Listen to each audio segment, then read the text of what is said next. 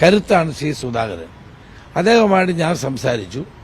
മറ്റുള്ള കാര്യങ്ങൾ ഇനി തീരുമാനമെടുക്കുന്നത് ഞാനല്ലോ, പാർട്ടി ഹൈക്കമാൻഡാണ്. അദ്ദേഹത്തിന് നിർത്താനുള്ള പ്രപ്പോസൽ പ്രവർത്തകരുടെ ഭാഗത്തുനിന്നൊക്കെ ഉണ്ട്. അപ്പോൾ ഏതായാലും അതൊക്കെ പാർട്ടി നേതൃത്വം ചർച്ച ചെയ്ത് ഒരു തീരുമാനമെടുക്കും.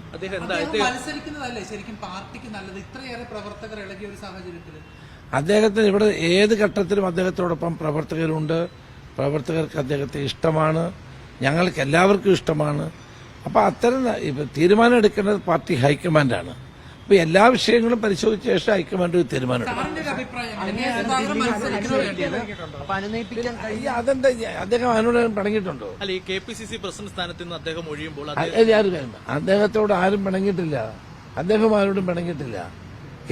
ഞാൻ പറഞ്ഞല്ലോ, സുധാകരൻ കണ്ണൂരിലെ കോൺഗ്രസിന്റെ, കേരളത്തിലെ കോൺഗ്രസിന്റെയും കരുത്താണ്. ഞാനുമായിട്ട് ഏറ്റവും നല്ല ബന്ധമുള്ള ആളാണ്.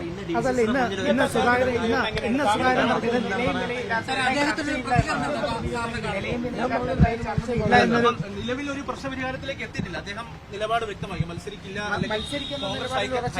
നിങ്ങൾ വിചാരിച്ചാൽ കോൺഗ്രസിൽ ഒരു പ്രശ്നം ഉണ്ടാക്കാൻ പറ്റില്ല.